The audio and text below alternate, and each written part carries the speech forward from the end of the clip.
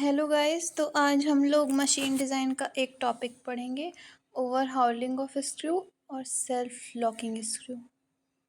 ओवरहाउलिंग और self locking जो screw होते हैं, ये होता है पावर स्क्रू में फिनोमिना होता है। फर्स्टली देखेंगे हम पावर स्क्रू क्या होता है।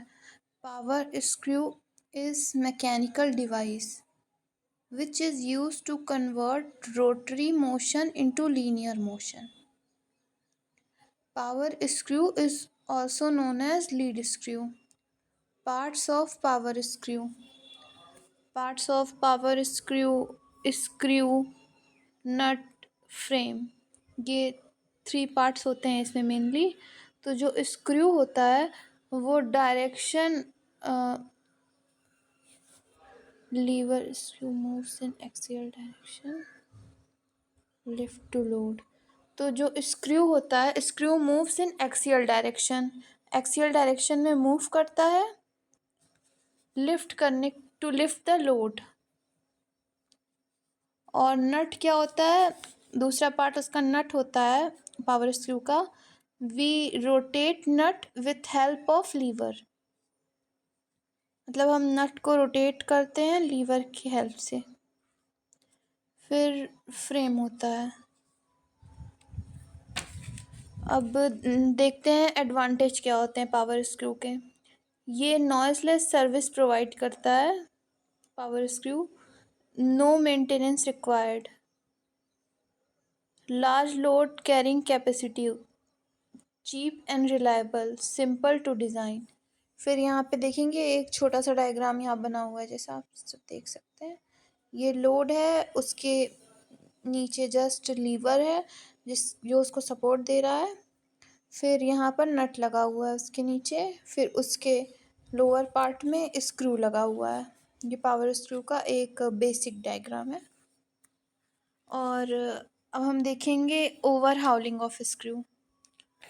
When load will start moving downwards without application of any torque, known as overhauling of screw। मतलब जब हम बिना किसी टार्क के अप्लाई किए, जब हमारा जो लोड है वो अपने आप नीचे आने लगेगा। जैसे कि हम वो देखते हैं, वो जो सेक्शन होता है कुछ इस तरह, कुछ बेंड होता है। 1 सेकेंड प्लीज़।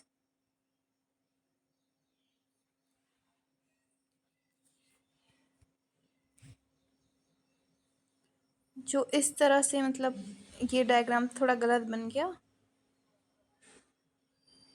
जैसे यहाँ पे हम रखते हैं लोड, ये इसको बॉक्स समझ लीजिए आप।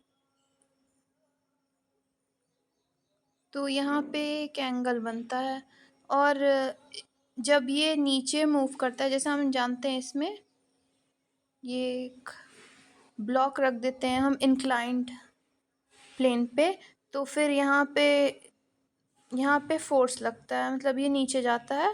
और ये इसके अपोजिट डायरेक्शन में, क्योंकि मोशन इस डायरेक्शन में हो रहा है। मोशन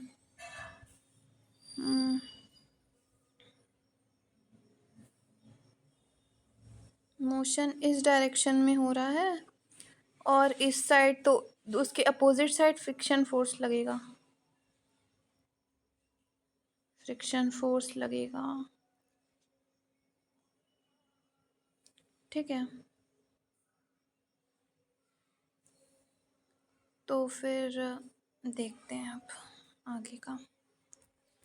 तो फिर वो जो यहाँ पे एंगल बनते हैं, तो एक फ्रिक्शन फोर्स के साथ एंगल हमारा बनता है, उसको हम फ्रिक्शन एंगल कहते हैं। और एक वही हेलिक्स एंगल होता है। हेलिक्स एंगल वो जो आपका नीचे वाला एंगल बनता है उसे बोलते हैं हम। फिर इसमें देखते हैं, in overhauling efficiency of screw is more than 50%, means it is denoted by, it is represented by efficiency greater than 50%। जब एफिशिएंसी आपकी 50% से ज़्यादा होगी तो वहाँ पे ओवरहॉलिंग होगा स्क्रू का आपके। Effort required to lower load of screw P is equal to W tan phi minus alpha. यहाँ पे जो आपका फाई है वो फ्रिक्शन एंगल है और अल्फ़ा जो है वो आपका हेलिक्स एंगल है। फिर हम देखते हैं आगे का next point. In this case of friction angle phi is less than helix angle. जो हमारा फाई होगा वो लेस देन होगा हेलिक्स एंगल के, मतलब आपका हेलिक्स एंगल इस केस में ज़्यादा होगा फ्रिक्शन एंगल से, तभी तो वो अपने आप मूव कर रहा है block. Torque required to lower load will be negative. इस केस में जो टॉर्क रिक्वायर्ड होगा हमारे उसको मूव करने के लिए लोड को, वो निगेटिव होगा, उसकी वैल्यू निगेटिव होगी। Now let's start next topic which is self locking screw. It is actually, we can say it is opposite of overhauling of a screw. In this, efficiency is less than 50% and friction angle is greater than helix angle. Now let us see its. When a screw will not turn down load without effort, known as self-locking of screw. जब मतलब आपका load अपने आप नीचे नहीं आ रहा है बिना किसी एफर्ट फोर्स के लगाए, तब वहाँ पर सेल्फ लॉकिंग स्क्रू होता है।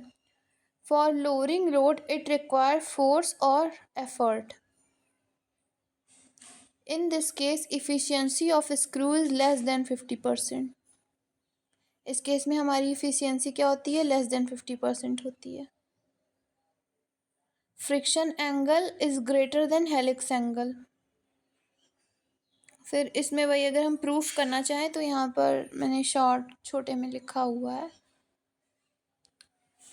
एन इज मतलब efficiency is less than equal to 10 alpha upon 10 alpha plus 5।